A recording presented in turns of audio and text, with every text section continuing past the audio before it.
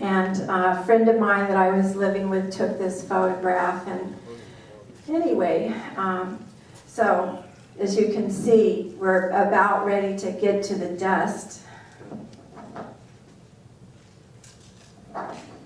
This is how the dust came in my window. This is my broken window. I was in my apartment with my friend Jim, and he was taking photographs, and I was working on flower arrangements because I was trying to hold on to normalcy, and I wanted all my flowers to have fresh water in case we evacuated. But he was taking photographs out the window. That's how I happened to have this. And when Tower 2 came down, it came down and it came in our apartment at 50 miles an hour. Just dust, debris, everything just flooded our apartment. We were covered with dust. We really didn't know whether we were going to get out alive because every breath we were breathing the dust in, and it was really pretty terrifying. It was also completely dark. When you were under the cloud, it blocked out all the light. So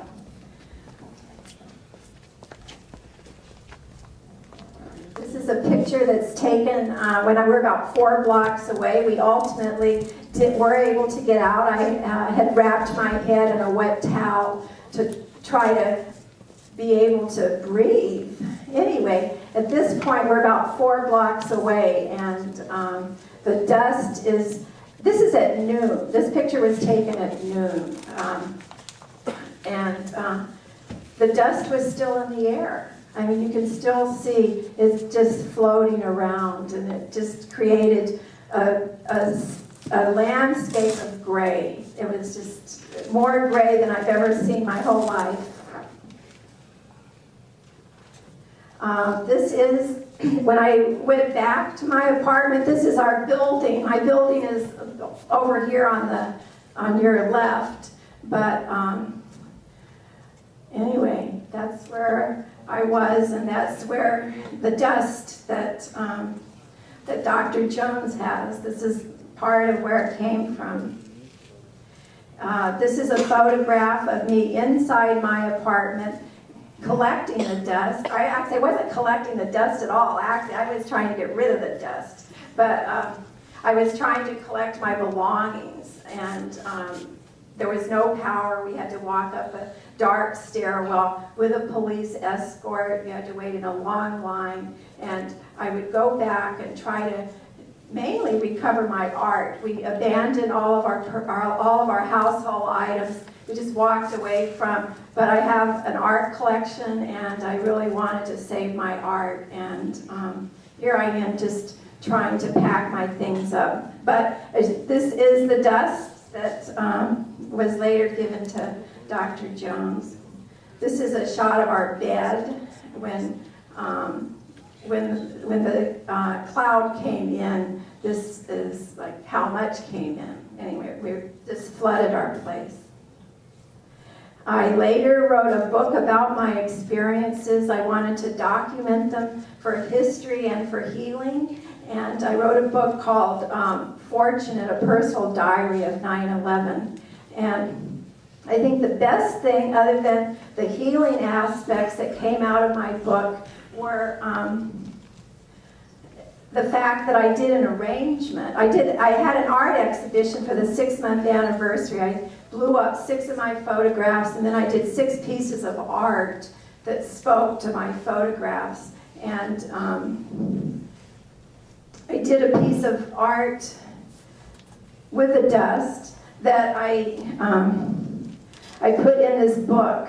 Anyway, this is the book I wrote, and because I did the art, and because I put the photograph of the art in my book, and I was giving the book to friends, somehow Dr. Jones got knowledge of it, and I was contacted to see if I would be willing to share my dust. And all along, from the very beginning, I would always say that the dust had absolutely everything in it. And because when you looked at the dust, the sample I had, it had human hair, it had rubber bands, had glass, it had sheetrock, it had everything. It had a little bit of the whole world inside the dust. And it also had human remains. And that's what this piece is really about. This piece is really about memorializing, it was a memorial to the people that died. And in many ways, I feel that I am driven by the dust, and I'm driven by the people that are represented with this dust. And let's see, okay, that's the dust. And later, once this is in the laboratory. This is just a photograph of like where the dust went, and people that have worked on the dust. Let's see. But this is this was, Dr. Jones came to, I live in Oakland at the moment, and Dr. Jones and other people came to my home when November of 2006, when we were, there was a conference called Lifting the Fog. And so all the people that were involved with helping put that conference together came over to my home and witnessed the transfer. And you can see the piece of tin foil. There's the base in the front where from literally September 2001 until Dr. Jones, until I gave Dr. Jones the dust.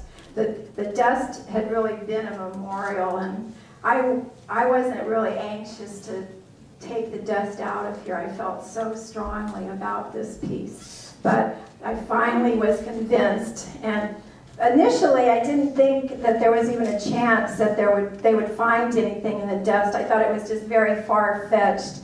And anyway, as it turns out, I was completely wrong about that. Here they are discussing the dust. Here is another, he spread it all out. As you can see, there's glass and sheetrock and a lot of different things in it. Here's a close-up of it. Here Dr. Jones is running a magnet over it. And ultimately, the dust found its way into the Open Chemical Physics Journal, and it had really come a long way. And from, first of all, being, it went from, the towers to me, and it was, I see it as like a guided experience. It's just amazing that the dust really found its way to where it needed to be, and I feel really honored that I was able to be part of that. And knowing this part of the story probably makes you appreciate the first part of my talk even more, that I'm so committed to finding out why, and why I'm so supportive of the NYC CAN. And this is a slide that got in here by accident, actually. And when I was going through the PowerPoint, I decided to just leave it in because it's a nicer subject matter. I studied Ikebana, and I thought, well, maybe I'll just leave it in and end on a happy note, because when I see, this was a piece I did, I exhibit my art. I have an art exhibit up now, actually, in Stinson Beach. But this was a piece at Golden Gate Park, and I have continued using the towers as my theme. To this day, I continue to work through everything I need to work through my art and the flowers. Anyway, this is, I will end with this. So anyway, thank you for listening to this. And please donate. Please do everything you can. I really would appreciate it. And I think, did we give out postcards, or I can? Yes. Yeah, did, okay. All right. Now one of my favorite people are here. I haven't seen Bonnie Faulkner in quite a long time. I'm so happy. I'd like to introduce Bonnie Faulkner. She's with KPFA. And Bonnie, please.